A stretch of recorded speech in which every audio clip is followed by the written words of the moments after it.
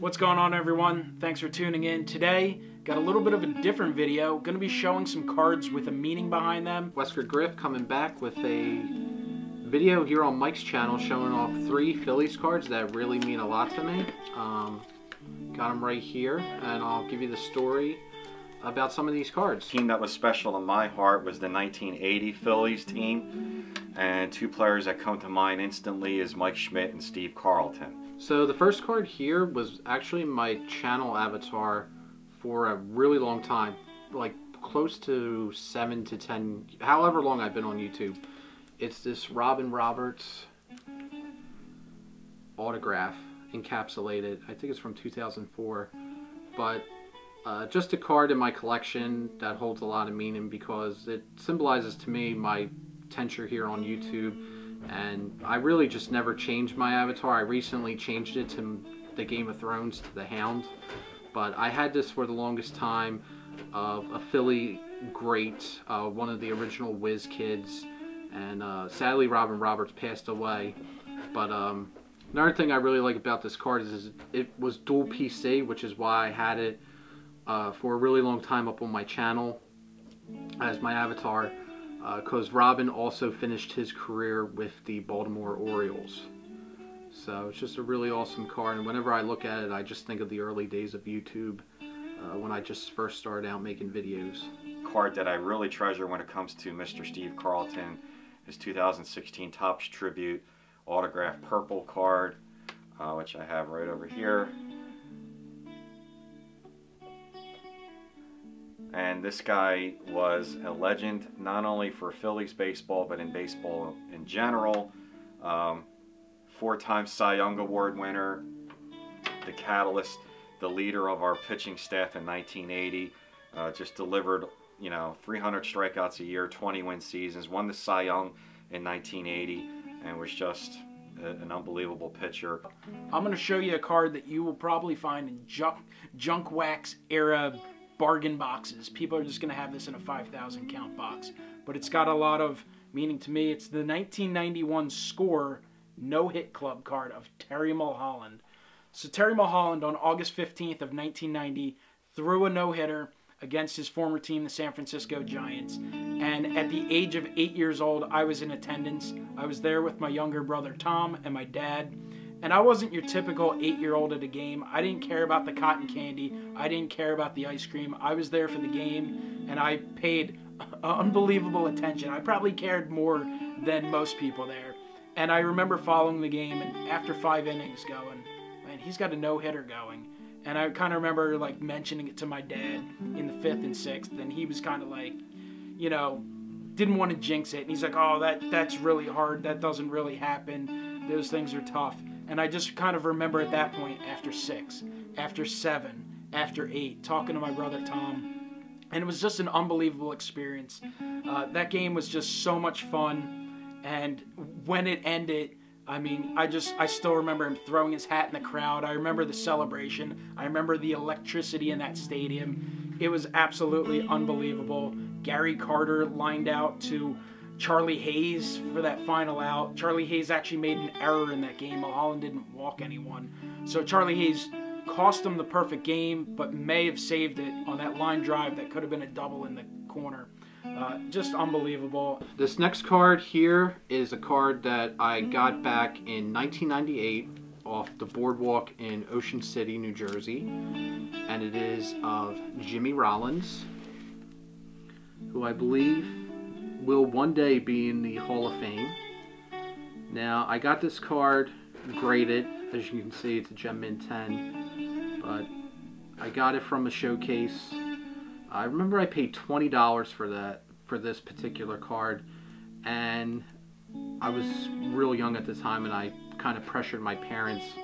I kind of like just nagged them, can I buy this, can I buy this, can I buy this? And I remember at the time when the dealer was making the pitch to try to get me to buy this. Because if you guys remember, in 1998, Pokemon was really popular at the time. So at the time, like most kids my age were buying Pokemon cards, I really wanted to buy Jimmy Rollins because he symbolized a big turn for the Phillies. This guy was highly touted. His cards were in a lot of magazines. He was just being raved about as the next best shortstop, just a guy who would take the organization from the doldrums to relevancy. So it was a big turning point for the Phils at the time. And whenever I look back at that, I just think of, you know, being a young collector with my parents just helping me out, buying this card for me. And I had it in a magnetic for all these years, and I would say 2-3 years ago I sent it in and it got a 10. So the guy sold me a nice gem mint Jimmy Rollins from all the way back in the day. You know, getting into baseball in the late 80s, I, unfortunately for me, only got to catch the tail end of Mike Schmidt's career. But I heard all about it from my dad and heard all about it, about what a star he was, and he was in so many collectibles and stuff. So the 1989 Topps card is one of my favorites. And this 89 Topps card here is signed in blue Sharpie, eventually had it authenticated by PSA DNA. And this was acquired actually in person at one of his hoagie shops. Mike Schmidt's Philadelphia hoagie shop is a venture, a business that he got into following his playing career. And there were a bunch of locations around the Philadelphia area, and there just happened to be one right in my hometown. So I remember he was making the rounds, going, doing, you know, for promotional purposes, autograph signings, but you had to win a chance. And needless to say, went down with my dad, and we entered for a lot of chances, as in like probably multiple times every day. So we were fortunate enough to win a number of chances, and I came from a large family, so we were able to get down there and get quite a few autographs. But I'm really happy I got this 89 Topps card signed. This is just an epic part of my collection. This guy right here, this is from that year in 1980. In my opinion, the greatest third baseman of all time, Mr. Mike Schmidt. He won MVP that year, 48 homers, 121 RBIs, and won the MVP of the World Series. You know, my childhood idol, great player, met him a few times, was honored to meet him, and you know, was our leader, was our star, was our rock on our team. I mean, Pete Rose was the guy that was a catalyst, but you know, Mike Schmidt was the superstar of that team. And so 1980 brought back a lot of memories, and this definitely brings back a memory from my greatest year in my life was 1980. This is the 1999 Bowman Pat Burrell, which is a card that I think is one of the biggest cards probably for the Phillies at the time. Pat Burrell was the #1 overall pick for the Phillies. He was being dubbed as the savior of the organization at the time, because the late 90s Phillies were just absolutely dreadful. They were really bad.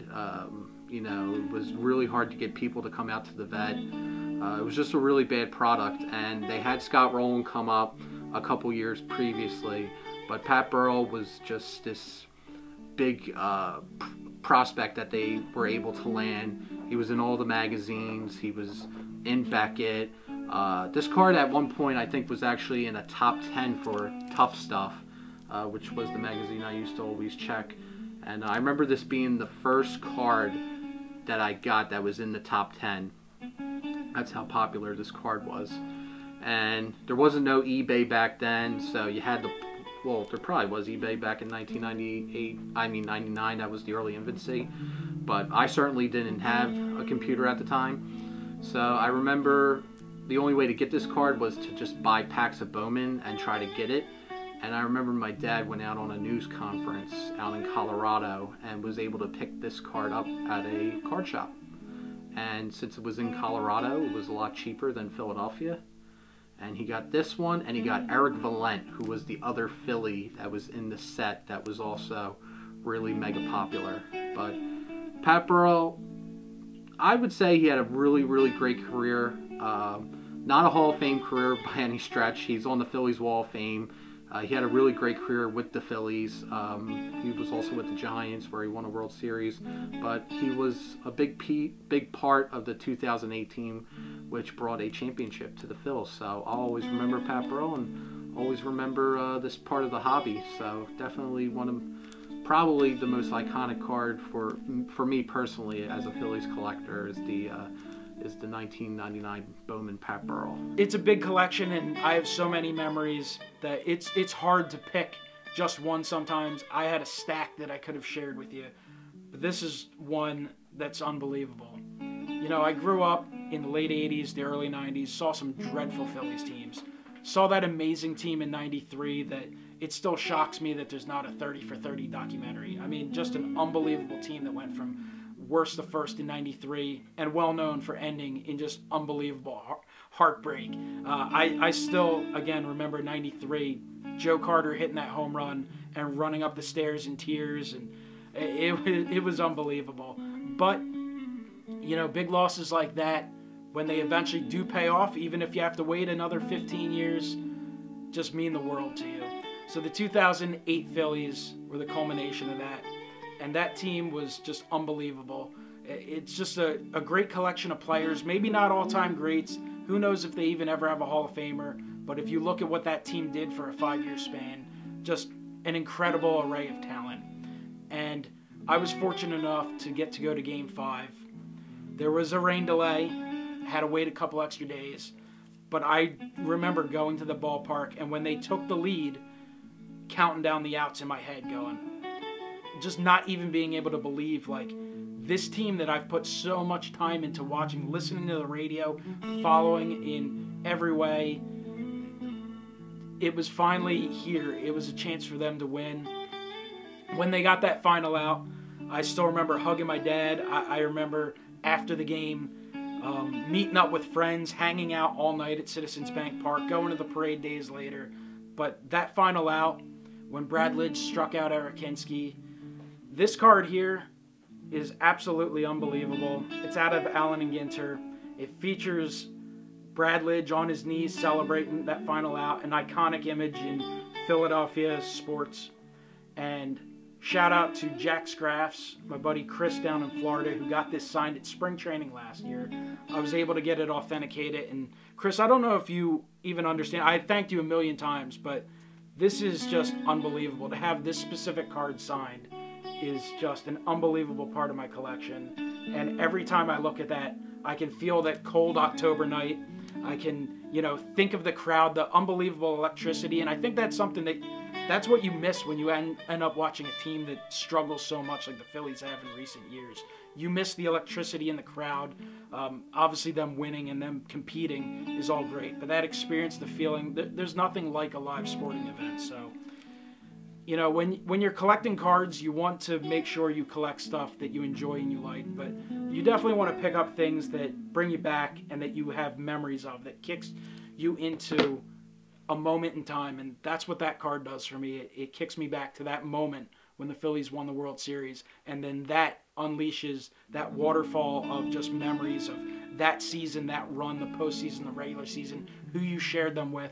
You know, I could go on for hours about all those specific games, but those are some cards for meaning. I hope you guys enjoyed this video. I appreciate Ed Weskergriff and Ray from Philly. I appreciate you guys joining this video. Check out their channels, links down below. Have yourselves a great one.